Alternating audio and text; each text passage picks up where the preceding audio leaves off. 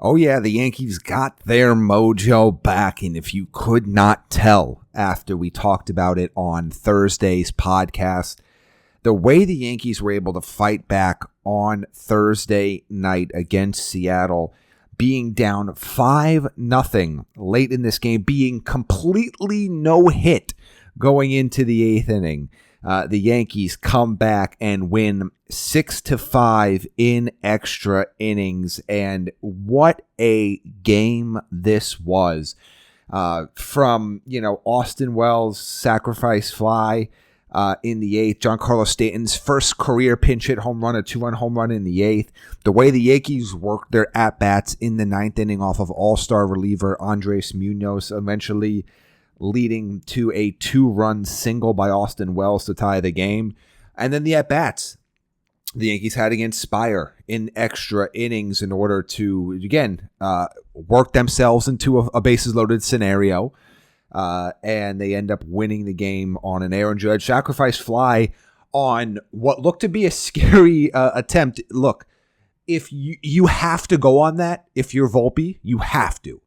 However, that ball kind of was a little bit shorter in center field than you would have hoped, and Julio Rodriguez made a phenomenal throw to the plate, and you got to give Volpe all the credit in the world for sliding around the Cal Raleigh tag. And if for those of you that have played the new MLB The Show game, they've introduced that sort of a slide as a potential feature for certain base runners in their video game, and that's what it looked like in the 10th inning when Volpe was able to avoid the tag and slide home, obviously confirmed upon replay. But this is something that, yes, the Yankees get the sweep. Yes, the Yankees have now won 4 in a row. But we talked a little bit about in other games of the series, particularly a Wednesday's game, about how encouraging it was to see the Yankees overcome some of the adversity in the games. Now, obviously, they were leading for the most part, but watching the Mariners score some runs and they come right back and score some runs. This was the ultimate adversity. You're down 5-0 and getting no hit, in the eighth inning. And, at that point, you just assume that's a loss. But the Yankees didn't. I'm very happy that they continued to fight. I'm very happy with Boone's decision to pinch hit with Giancarlo Stanton, in a 4-run game to make that a 2-run game. That 2-run shot really changed the feeling that the Yankees might have a shot at coming back, and obviously statistically gave them a much, much greater chance of coming back. Devin Williams shuts the door in the ninth inning, looked absolutely unhittable. In that ninth inning, in that 10th inning, extra innings, you think in last inning, walk off, you think in ninth inning, but sorry, Devin Williams was excellent in the 10th inning. Ian Hamilton was strong in the ninth inning to help push them there. Stroman was fine. I don't think he was great. I don't think he was horrible. I thought he was fine. His final line, 5 innings pitched, 6 hits, 2 walks, 2 earned runs, and 3 strikeouts. Clayton Beeter struggled, allowing 3 earned runs and a home run out of the pen. And I think the one that really, it's you can kind of wash it away now.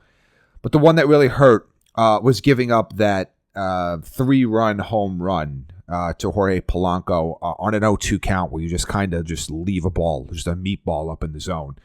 That one kind of felt like it was going to be the death knell for the Yankees' chances to win this game. But boy, did they fight back and really got contributions when they needed it. They only got 6 hits in this game. They did work 4 walks, but they only had 6 hits. 5 walks if you include the intentional walk to Paul Goldschmidt. So 11 base runners in this game, but they made the most of it. I guess 12 technically if you count the ghost runner. I keep forgetting we got to count this. So the Yankees produced 11 of their own base runners. They had 12 if you consider Volpe in this game. But really exciting to see Austin Wells drove in 3 runs in this game as he continues to perform well.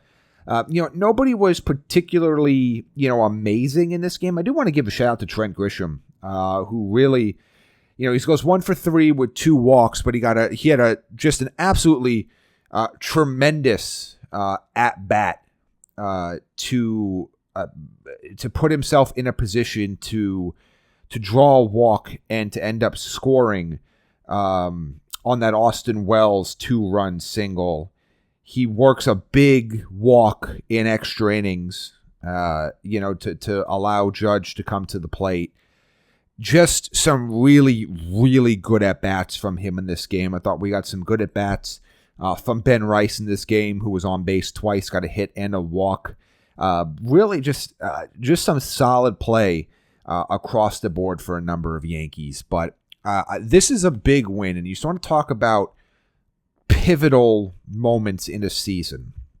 And again, yes, they could possibly come out tonight and get boat raced by the Cubs. It's always possible. It is baseball. A lot changes. But I will say that we are looking at a situation that this feels a little bit like the real turnaround for them, because this is the type of game that you could get away from you when you're in a really rough stretch. This is the type of game that looks like that July 1st game, that 12-5 loss to the Blue Jays. You know what I mean? This kind of looks like that 7-0 loss. Like, it was starting to look like one of those games, or maybe even the 12-6 loss to the Mets to open that series last Saturday. And they were able to bounce back, and they did not allow that to define their game. They kept fighting, and they pull out a victory. They pull out a sweep of the Mariners. And again, on a day, as you start to look around the league, the Rays end up losing this game. The Blue Jays do not play. And obviously the Red Sox win, they beat the Rays. But I mean, you're putting yourself in a position here where you need to now start scoreboard watching. Obviously I know it's early in the season for that sort of a thing, but you were hoping you didn't have to. But, you've now worn 4 in a row. You're now 2 games back of Toronto. You're 2.5 up on the Rays for third place, and you're kind of sitting in a spot where, you have a 3-game span right now, a 3-game move between yourself and a playoff spot, but you're also only 2 games out of the top of the division. So, and while everybody kind of in the above 500 race hasn't been winning, did not win recently, or was off, aside from the Red Sox, the Yankees have been able to build some ground here. But they're going to face a real tough Cubs team coming up in the final series before the All-Star break. The Cubs currently sit atop the NL Central, holding a 2-game lead over the Milwaukee Brewers, who continue to be a really good team in their own right. So we will continue to see what the Yankees are able to do in this series. But I would say, look, if you're able to win 2 of 3 of this, and you can walk into the All-Star break winners of 6 out of 7 and really have turned things around, I think you will be really, really happy. But it's going to be a challenge. The Cubs are a really good team, and they've got some good pitching. So it's going to be a challenge to take 2 of 3, even at home. So this is going to be a fascinating series to watch. It opens up here tonight at 7:05 p.m. Eastern. It is Chris Flexen as the opener versus starter Carlos Rodon. On Saturday afternoon, 1:05 p.m. Eastern, it is Matthew Boyd, who is having an unbelievable season. I know many of you may remember him, from his days with the Tigers, but really, really good numbers from him this season. Like, he has been tremendous. I'm looking to say hasn't given up more than 2 earned runs in a game since before Memorial Day. So, I mean, he is on a heater right now. This will be the best lineup he has faced, though. You start to look at some of those teams, Rockies, Nationals. I'd say, depending on how you feel at the Phillies lineup, but Rockies, Nationals, Phillies, Pirates, Mariners, Cardinals, Guardians, Cardinals. So this lineup will be a challenge, but he's also a lefty, and if you're going to stand the best chance to shut down the Yankees lineup, you have a better chance with a lefty than you do a righty. And then the series finale on Sunday afternoon, 1:35 p.m. Eastern start time. It's Shota Imanaga, who, again, if you have not had a chance to watch Shota pitch these last couple of years, really special pitcher. Come over from Japan and has really, really been an ace-like pitcher for the Cubs. He is really, I mean, I'm trying to look at his career ERA is 2.88. You know, he's obviously last year he was an all-star, finished top 5 in Cy Young voting, top 5 in Rookie of the Year voting, and is having, I would say you could argue, already a little bit of a better season so far. I will say he was striking out more guys last year, and I think that was, that was a big factor. I mean, he was pretty much a strikeout per inning player last year. He's kind of dipped down to 6.2, but you look at everything else he's been able to do. His ERA plus is still the same as well as last year. He's improved on his WHIP. He's improved on his ERA. So there's he's allowing fewer hits per 9. So, I mean, he's done a lot. But he's been very, very good in his 234 innings of major league pitching so far. So, it's going to be a tough matchup. He's going up against Will Warren, and obviously, I feel like if I did not mention the Yankees starter on Saturday, it's Max Fried.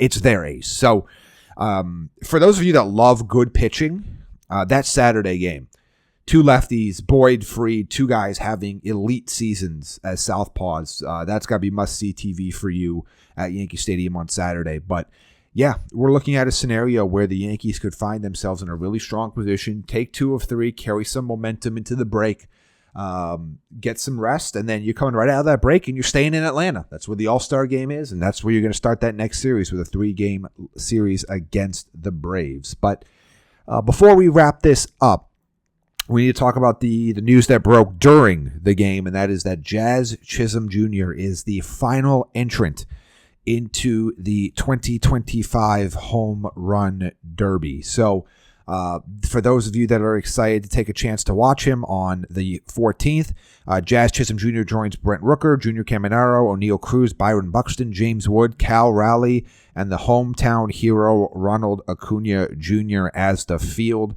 for the Home Run Derby. He is the first Yankee to participate in the Home Run Derby since Aaron Judge won the Home Run Derby. So I believe that was 2017, if I'm not mistaken.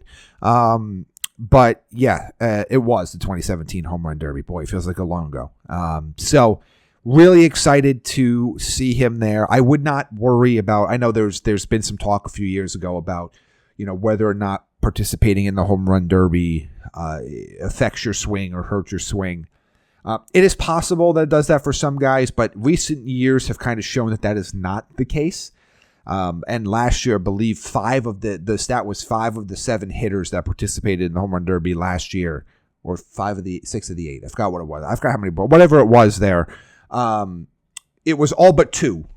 So of whatever, I don't remember if it was 7 or 8 participants, but all but 2 actually improved their WRC plus after the All-Star break, after participating in the Home Run Derby. So, and that has been a pretty consistent model over the last few years. I know, about 10 years ago, we were having some debates about, whether that messes up your swing or slumps or things like that. Not really statistically backed up anymore. So I would not be worried about Jazz ruining his swing at the Home Run Derby. So excited to see him out there, not only for that, but for the actual All-Star game itself. So thank you for listening to this episode of the Bombers Beat Podcast. We will be back on Monday to break down the entire Cubs series, and then we'll take a little bit of a look at what the All-Star game is going to mean for the Yankees, and next week as well, as we have some of these off days, we're really going to look at some trade candidates for the Yankees, because the trade market is really heating up. There's some exciting names that I talked to you all about a month ago, even 6 weeks ago, that are still very much on the Yankees' radars, according to reports. And we're going to kind of talk about what the ideal scenario is, what a plan B could look like, and then what the absolute bare minimum necessities would need to be. So we'll talk all about that next week, but we will start with a recap of the Cubs series, hopefully another series victory heading into the All-Star break. But the Yankees have their mojo back. Let's keep that momentum rolling.